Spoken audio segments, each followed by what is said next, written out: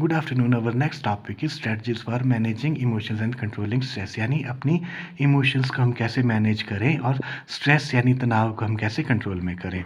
तो emotions are conscious mental reactions and feelings which can bring psychological and behavioural change in a person. तो emotions हमारे दिमाग में चल रहे वो रिएक्शंस और फीलिंग्स होती हैं जिनसे हमारे अंदर मनोवैज्ञानिक बदलाव आता है या हमारे पूरे बिहेवियर में ही चेंज आता है। Emotions can be positive and negative, और ये इमोशंस जो है पॉजिटिव भी होती हैं और नेगेटिव भी होती हैं। Stress means a state of worry और mental tension caused by difficult situation. तो स्ट्रेस यानी तनाव का मतलब होता है जब हम किसी मुश्किल सिचुएशन में फंस जाते हैं और उसकी वजह से हमें टेंशन होती है या हम बहुत परेशानी महसूस करते हैं, तो वो टेंशन या परेशानी वो तनाव यानी स्ट्रेस कहलाती है। Here are few strategies for managing emotions and controlling stress। तो यहाँ पे कुछ strategies दी गई हैं जिनसे हम अपनी emotions को भी manage कर सकते हैं और तनाव को भी हम control कर सकते हैं। तो पहली strategy है mindfulness। ये क्या होता है? Mindfulness is a technique in which one practices to stay in present moment। तो mindfulness एक ऐसी टेक्निक होती है जिसके द्वारा एक इंसान प्रेजेंट मूवमेंट में वर्तमान समय में रहने की ही प्रैक्टिस करता है और अपने पास्ट को वो ज़्यादा नहीं सोचता है। By doing this they are regulating their thoughts and improve their current state of mind. और इससे क्या होता है, हमारे जो विचार हैं वो थोड़े रेगुलेट यानी सही दिशा में चलने लगते हैं और हमारे जो प्रेजेंट जो दिमाग की हालत है वो भी इम्प्रूव होती है। It helps in managing your emotions and controlling stress. तो माइंडफुलनेस से क्या होता है, हमारी इमोशंस भी थोड़े मैनेज होते हैं और हमारा तनाव भी थोड़ा कंट्रोल में आ जाता है। And next one is meditation. Meditation यानी ध्यान लगाना। तो अगली स्ट्रेटजी है meditation. It is very helpful in dealing with variety of emotions and stress. तो ये भी बहुत हेल्पफुल साबित होती है तरह तरह की इमोशंस से डील करने में और तनाव से डील करने में। It provides relaxation to mind and gives peace. ये हमारे दिमाग को जो है थोड़ा शांति प्रदान करता है और हमारे दिमाग को थोड़ा आराम प्रदान करती है। ध्यान लगाना, meditation is very helpful in this competitive world.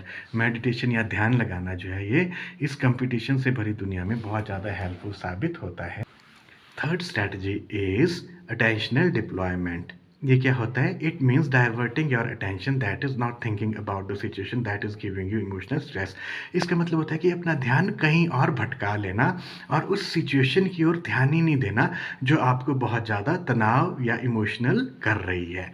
If one is able to divert his mind, अगर एक इंसान अपने दिमाग को भटकाने में कामयाब हो जाता है फ्रॉम द डिफ़िकल्ट सिचुएशन, एक बुरी सिचुएशन से, he becomes able to manage his emotions and control stress. तो इससे क्या होता है, वो इंसान अपनी इमोशंस को मैनेज कर पाता है और अपने तनाव को भी कंट्रोल कर पाता है।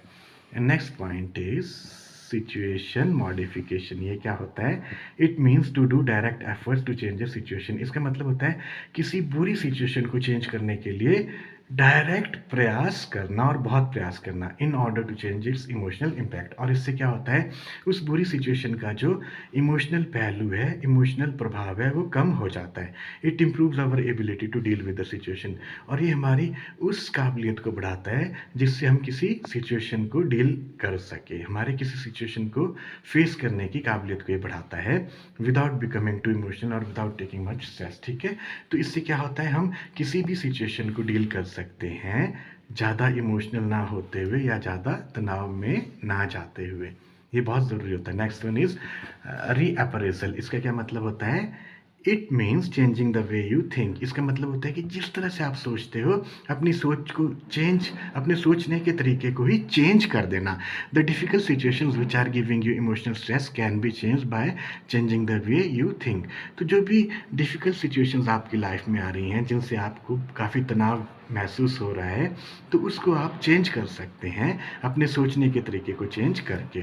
नेक्स्ट स्ट्रैटेजी होती है एम्पैथी। एम्पैथी क्या होता है बच्चों, स्टूडेंट्स? ये होता है it is the ability to relate how other people feel in a situation using your own experience. तो इसका मतलब होता है जिस बुरी सिचुएशन में हम पड़े हैं, हम अपने आसपास के लोगों को भी सोचें कि हमारे आसपास के लोग अगर इतनी ही बुरी सिचुएशन में पड़े होते तो वो क्या करते। Just think about people who are more strong than you.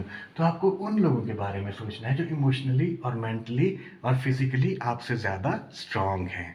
It helps in managing emotions and controlling stress. आपने ये सोचना है कि बाकी लोग जो हमारे से ज़्यादा मेंटली स्ट्रांग है वो भी तो ऐसी सिचुएशन में फंसते हैं और वो ज़्यादा स्ट्रेस महसूस नहीं करते हैं, तो हमने भी ज़्यादा इमोशनल नहीं होना और ना ही ज़्यादा स्ट्रेस महसूस करना। Last last strategy is acceptance, यानी स्वीकार करना।